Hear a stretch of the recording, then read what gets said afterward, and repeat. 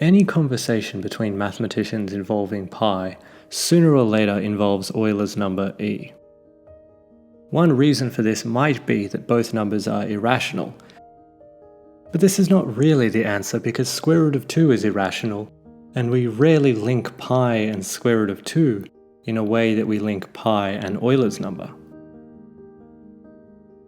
The reason I think they are linked, however, is because they are transcendental, meaning that they can't be expressed via algebraic operations. They go beyond algebra. Pi has a very elementary description. If we look at a circle of radius r, the circumference is given by 2 pi times its radius. If we look at the corresponding diameter of that circle, it's given by 2 times the radius. Pi is then nothing more than the ratio of the circumference to the diameter.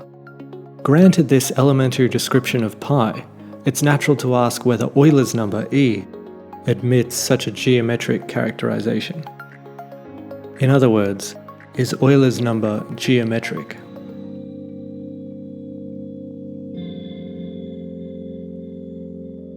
Let's begin by reminding ourselves exactly what Euler's number e is.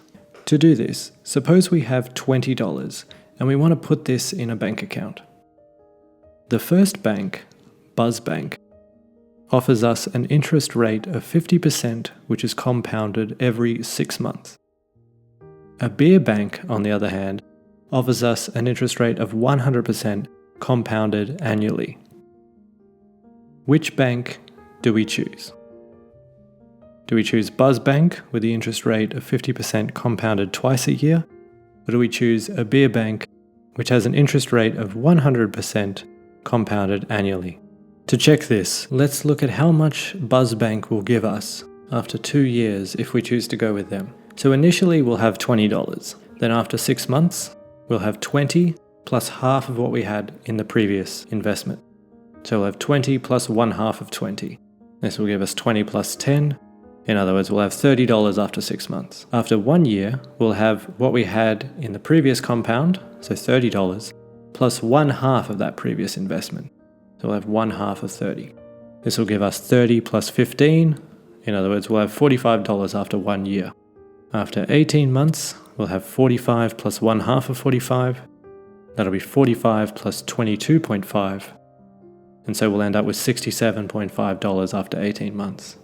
After 2 years, we'll have 67.5 plus 1/2 of 67.5. That'll be 67.5 plus 33.75.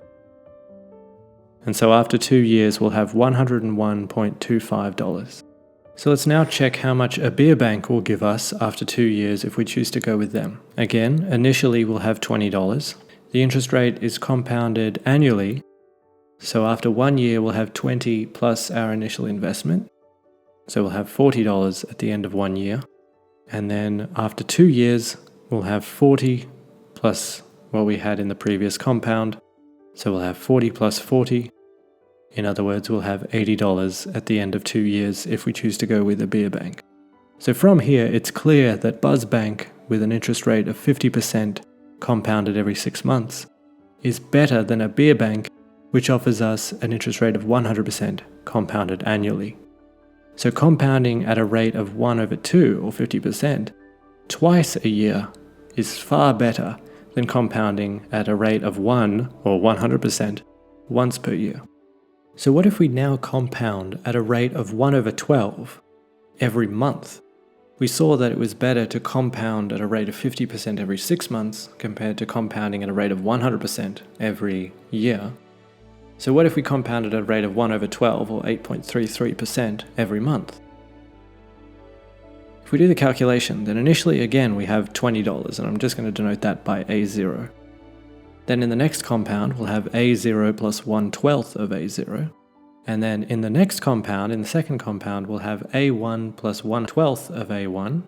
If we express that in terms of A0, that'll give us A0 plus 1/12 of A0, plus 1/12 of, again, A0 plus 1/12 of A0.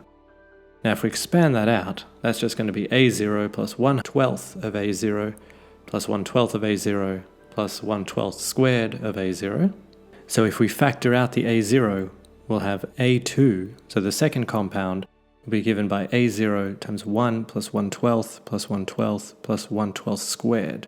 We can then factorize that as a0 times 1 plus 1/12, 1 plus 1/12, or in other words, the second compound is given by the initial amount times 1 plus 1/12, which is 1 corresponding to the amount we had, plus 1/12 is the excess, and then the square is coming from the fact that we are compounding twice. So a3 will correspondingly be given by a0 times 1 plus 1/12 to the 3.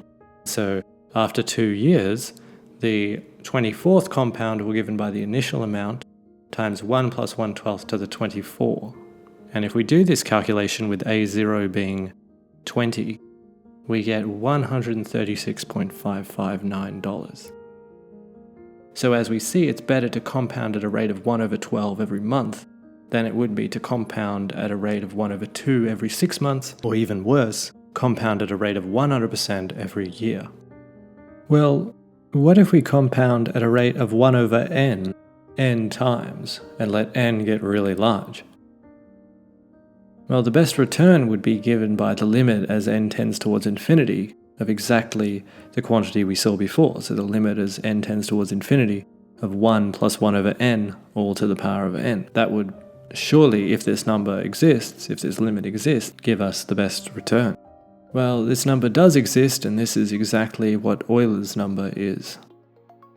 We can also use calculus to give a realization of Euler's number.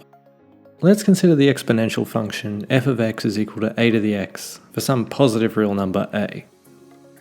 If we differentiate the exponential function, we get d on dx of ax is some constant multiple of ax.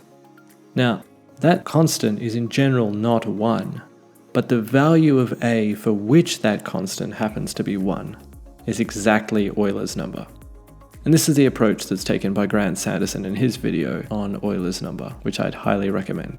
So in other words, the value of a for which this function differentiates to itself, or in other words, the number which makes the exponential a fixed point of the derivative, is exactly Euler's number.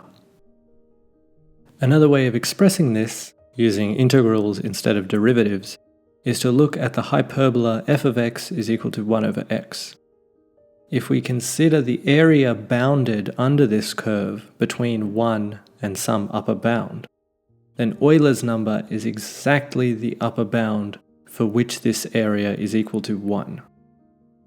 This is exactly the same as the previous characterization.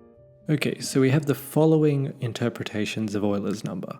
Euler's number, as we first defined it, was the constant obtained by compounding at a rate of 1/n, compounding n times, and then letting n go to infinity. So it's exactly the number that you get as the limit as n tends towards infinity of 1 plus 1/n to the power of n. If we wanted to do this via calculus, we could express it as the constant for which the associated exponential function satisfies d on dx of the exponential e to the x is exactly itself again. If we wanted to express this derivative condition in terms of integrals, then it's the solution t of the equation, the integral from 1 to t of 1/x dx is equal to 1.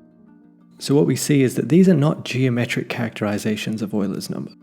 The compound interest approach is certainly not geometric. I didn't draw any pictures and the geometry is not clear at all. It's more of an analytic interpretation. The derivative or the integral approach is not even a characterization in my opinion. It's more of a discovery of Euler's number. And they're much more complicated than the definitions that we can give for pi. So perhaps we're not understanding exactly why pi and Euler's number are linked at all.